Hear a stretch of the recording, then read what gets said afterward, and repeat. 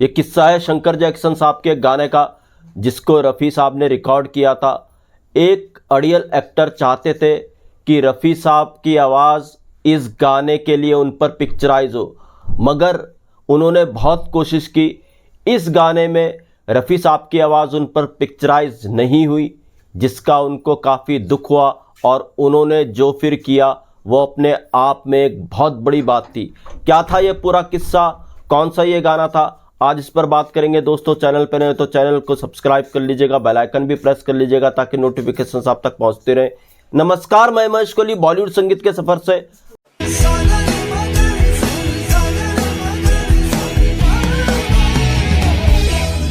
आज मैं जिस एक्टर की बात कर रहा हूं, ये एक्टर कोई और नहीं राजकुमार साहब है। राजकुमार साहब का अड़ियल रवैया, अपने मूड के आदमी थे। जैसे वो फिल्मों में दिखते थे वैसी वो निजी जिंदगी में भी रहा करते थे। उनका वही स्टाइल था, वही रुआब था, जानी के नाम से वो जाने जाते थे। फिल्मों में शुरुआती दिन जो उनके थे काफ़ी संघर्ष भरे थे। संघर्ष उन्होंने काफ़ी किया था शुरुआती दिनों में। राजकुमार को पहचान मिली फिल्म नौ शेरवाने आदिल। नौ शेरवाने आदिल राजकुमार साहब के लिए लक्की फिल्म साबित हुई और इसके पीछे हाथ था रफ़ी साहब की आवाज़ का। रफ़ी साहब की आवाज़ राजकुमार साहब पर पिक्चराइज हुई।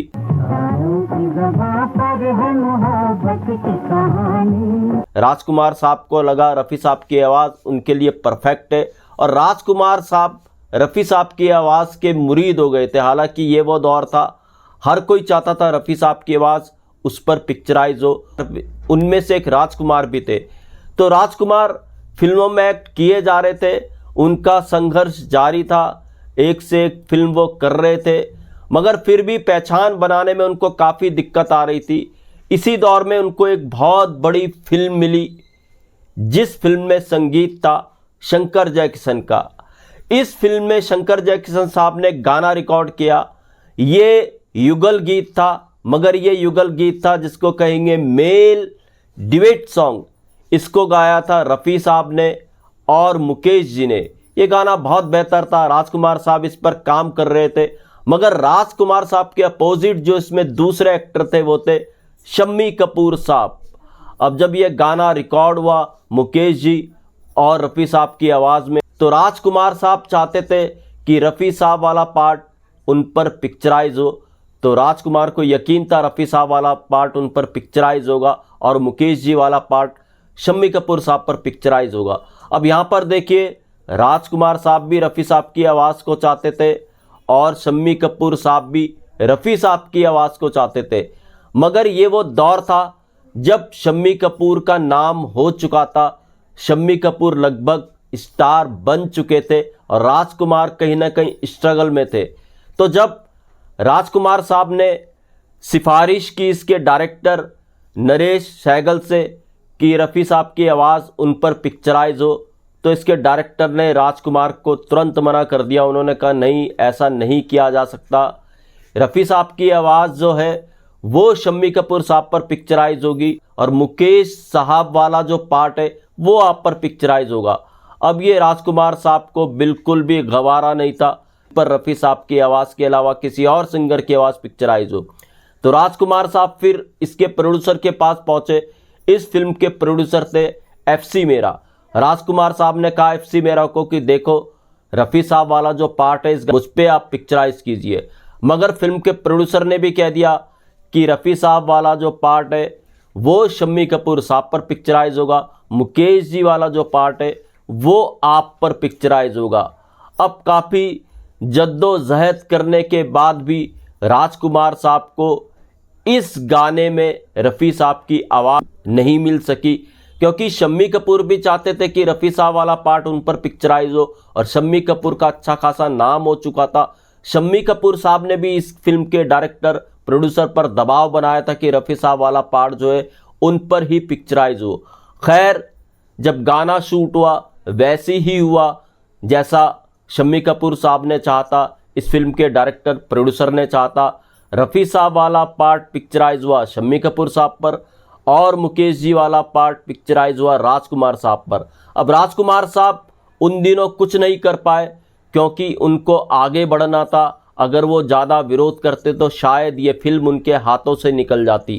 खैर, ये गाना अच्छा खासा पिक्चराइज हो गया।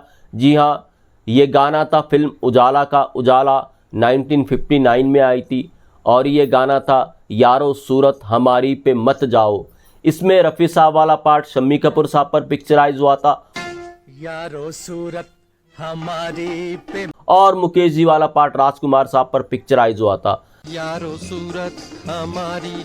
अब इसके बाद राजकुमार साहब को बहुत बुरा लगा, कहीं ना कहीं शम्मी कपूर के वो एंटी हो गए थे और उन्होंने सोचा आगे वो शम्मी कपूर साहब के साथ फिर कभी कोई फिल्म नहीं करेंगे।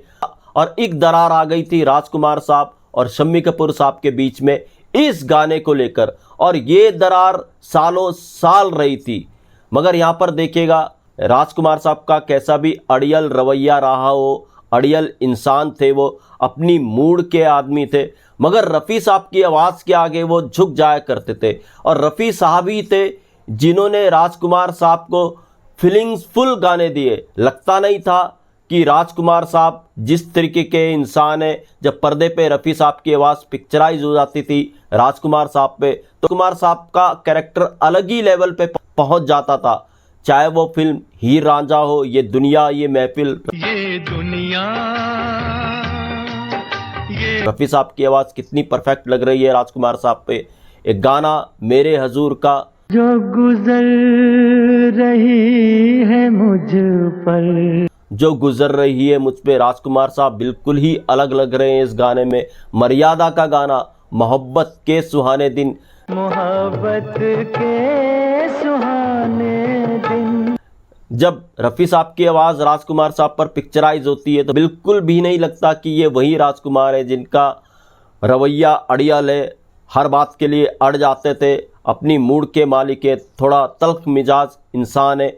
रफ़ी साहब की आवाज़ जब भी राजकुमार साहब पर पिक्चराइज हुई तो गानों ने धूम मचा के रख दी। और रफ़ी साहब ने राजकुमार को इस तरह से कई गानों में एक अलग पहचान दी, जो पहचान उनकी नहीं थी पर्दे पे भी और निजी ज़िंदगी पे भी। तो इसीलिए राजकुमार साहब भी रफ़ी साहब की काफ़ी इज्जत किया करते थे। तो दोस्तों, ये था एक नायाब किस्सा। ऐसे किस्से मैं आपके लिए लेकर के आता रहूँगा। महेश कोहली को दीजिएगा इजाज़त। Good bye, good luck and take care.